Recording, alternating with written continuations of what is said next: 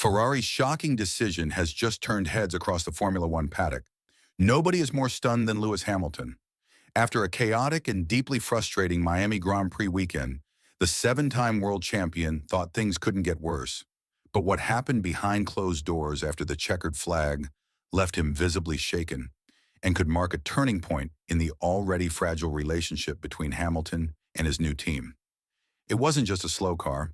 It wasn't just the questionable radio calls during the race.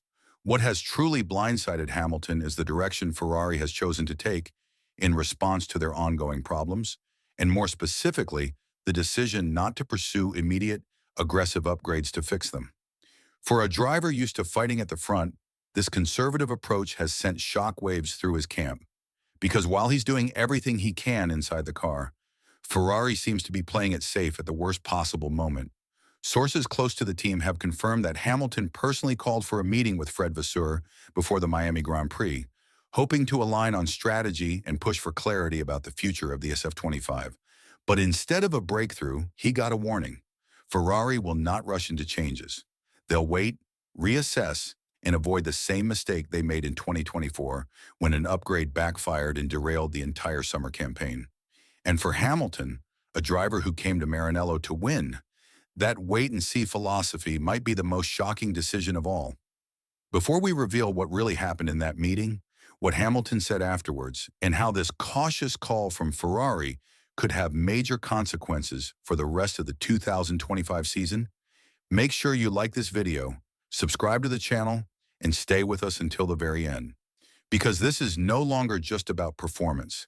This is about control, trust, and a driver who's quickly realizing that Ferrari might not be ready to move at his pace.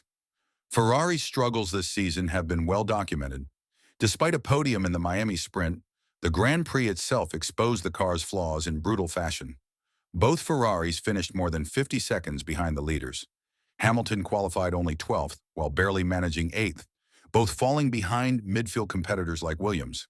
The SF25, according to insiders, has an infamously narrow performance window. It only works when everything, ride height, balance, aero load, is set up to perfection. That has rarely been the case. At Imola, Ferrari will roll out a suite of revisions targeted specifically at improving stability, tire management, and low-speed grip, the three key areas that have been hurting Hamilton's ability to fight up front. These include subtle floor modifications, tweaks to the rear suspension geometry, and slight changes to brake cooling and diffuser airflow channels. While Fred Vasseur has publicly downplayed expectations, calling it a small step, sources close to the team confirm that these changes were prioritized after extensive telemetry analysis from both the Miami and China weekends. Telemetry data from Miami painted a sobering picture. In qualifying, Hamilton lost significant time in the first two sectors due to rear-end instability under braking and unpredictable traction on corner exits. The expectation is that these changes will deliver between 2 and 4 tenths per lap, depending on conditions. But even more important is the hope that they bring consistency, the kind that lets Hamilton push without second-guessing what the car will do next. The SF25's core concept hasn't changed, but its implementation is being refined.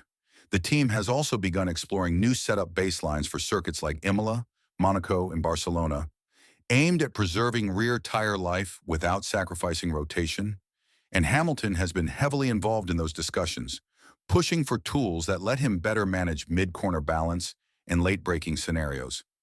If Imola proves that the upgrades work, even partially, it will reset expectations heading into the crucial European stretch. For Hamilton, it's a chance to get back into the fight. For Ferrari, it's a moment to prove that their vision for 2025 is still alive. And for the fans, it's the beginning of a chapter that could finally see the red team rise again. Let us know in the comments. Do you believe Ferrari is making the right call with this measured approach? Or should they be doing more, faster, to give Lewis Hamilton the tools he needs to compete at the front?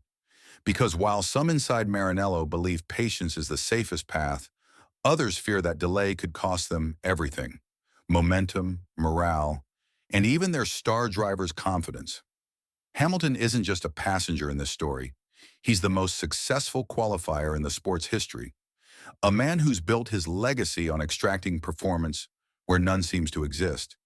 And yet for 6 races now, he's been stuck in traffic, stuck in strategic limbo, stuck in a car that, in his own words, has potential that remains locked away. That's why this upcoming upgrade isn't just another tweak. It's a statement of intent, or at least it should be. But if Ferrari doesn't act quickly and decisively, the danger isn't just falling further behind McLaren or Red Bull, it's creating fractures within the team itself. Hamilton is a driver who thrives on clarity, on momentum, on feeling that every element of the operation is pushing forward. So far, he's had to be the one pushing. And if he senses that Ferrari can't or won't match his urgency, the tension we saw in Miami might be just the beginning. So what will Imola bring? A breakthrough or another missed opportunity? A car transformed or the same story on a different circuit? Only time will tell. But make no mistake, this is a defining moment for Ferrari, for Hamilton, and for the entire direction of their 2025 campaign. Make sure to like this video, subscribe to the channel, and turn on notifications so you don't miss a single update. Because if this upgrade delivers, it won't just shake up the midfield, it could rewrite the entire narrative of Hamilton's first season in red. And trust me, you'll want to see how this chapter unfolds.